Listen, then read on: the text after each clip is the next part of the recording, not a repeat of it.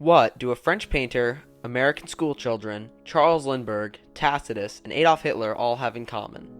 This question may seem a bit daunting to answer at first glance, but I can promise you that after watching this video, you'll be able to. Salvete, my friends, and welcome back to S.P.Q.R Productions.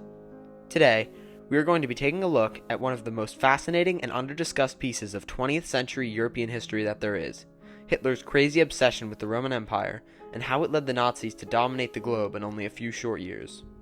Now, without further ado, let's begin by taking a look at one of the most misunderstood yet well-known elements of Nazi propaganda, the Sieg Heil, better known as the Nazi salute.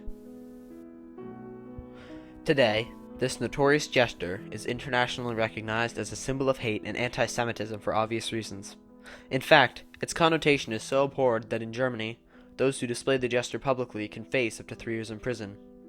This wasn't always the case, however, as is made clear through the Bellamy salute, which was developed by James B. Upham as a gesture to accompany the Pledge of Allegiance, which had been written earlier by author Francis Bellamy.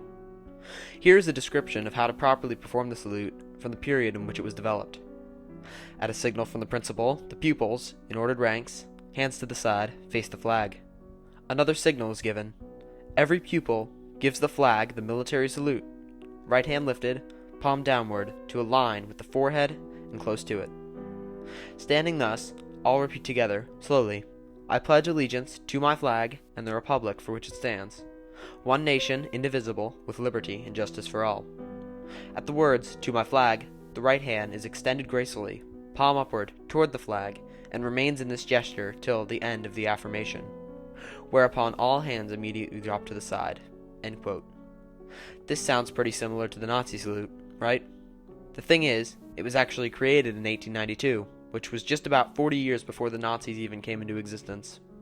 In fact, it became so widely adopted by schools throughout the United States that it took a congressional bill to end the salute's usage in 1942 when it was officially replaced by the hand-over-heart technique that is used today. In the years prior to it being banned, there were disputes over it, as by that point, the Nazis had been using it for roughly a decade. One example of this controversy is seen through Charles Lindbergh, the American aviator who became the first to ever complete a solo transatlantic flight, who was later criticized for his anti-Semitic and non-interventionist views. With this in mind, however, it is important to note that Lindbergh did remain loyal to America throughout the war, and the only thing that he really advocated for during this period was for America to remain uninvolved in the conflict. So, what was this conflict that Lindbergh had got involved in?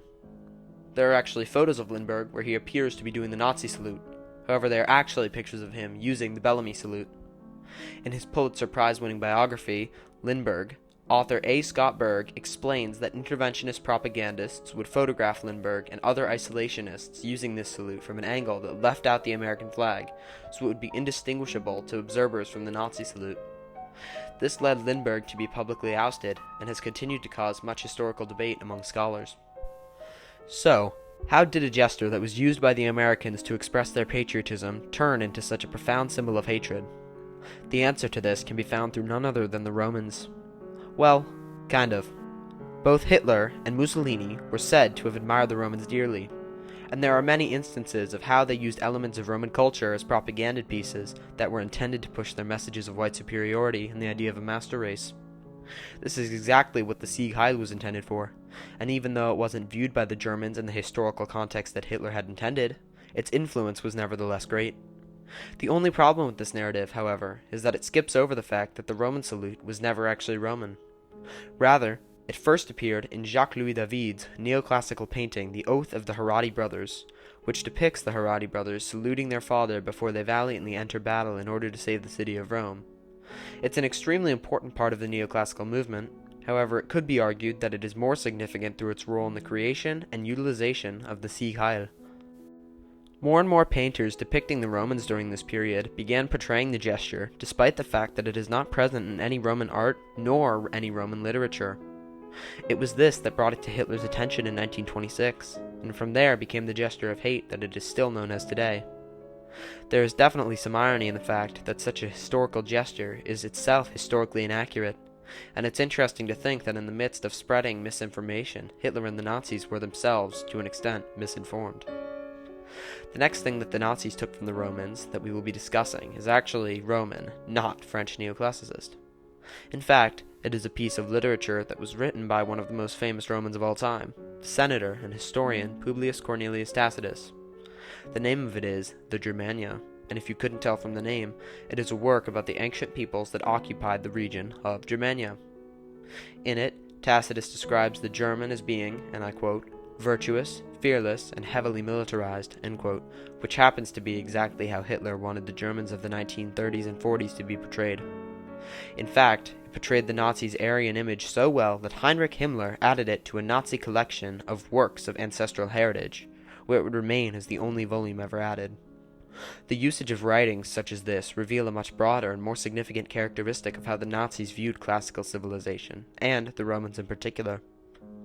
Rome was viewed as a militaristic and racially pure society by the Germans, and this view was used as a rallying cry to restore European civilization through the use of military conquest. The Nazis were so adamant about this message that they went as far as including it in the textbooks of school children, as well as in their military standards, which each bore a perched eagle on the top.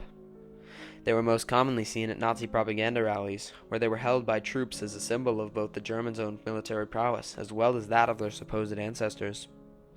The usage of such a warped and twisted narrative is not uncommon when it comes to the Nazis, but nonetheless their manipulation of such a significant and popular civilization of history continues to amaze me. The final element of Roman society that the Nazis took isn't a work of literature, symbol, or gesture, but is rather a group of people. More specifically, this group is the Praetorian Guard, who served as the emperor's personal bodyguard throughout much of the early empire. This group of soldiers were initially an elite and loyal unit who would put their lives on the line in order to protect the emperor. However, as time went on and the Praetorians gained more and more experience, they began to realize that they could take some power for themselves purely through their presence, as they could choose to kill the emperor if he did not please them. Heinrich Himmler, who like Hitler had admired the Romans since his boyhood, was inspired by the Praetorians and decided to pursue the creation of a similar but far more loyal version of the group. This evolved into the establishment of the Schutzstaffel, better known and more commonly referred to as the SS. This historical tidbit is commonly unknown even by the most seasoned World War II buffs, but its significance couldn't be greater in regards to the structure of the Nazi regime as a whole. The SS ended up morphing into something much larger than Hitler's personal bodyguard, which is what it began as, and ended up becoming one of the largest and most elite groups of German soldiers that fought in the war. To Himmler's credit, the group ended up remaining loyal until the very end, and many of the troops were either killed or captured during and after the Battle of Berlin. It really is quite remarkable that such an ancient creation turned out to result in one of the most menacing military forces of the 20th century. Thank you all so much for watching the video. Initially, I wasn't convinced that this topic would make a very interesting video. However, after researching it, my opinion was quickly changed. Please consider liking and subscribing to the channel, and I hope to see you all again very, very soon.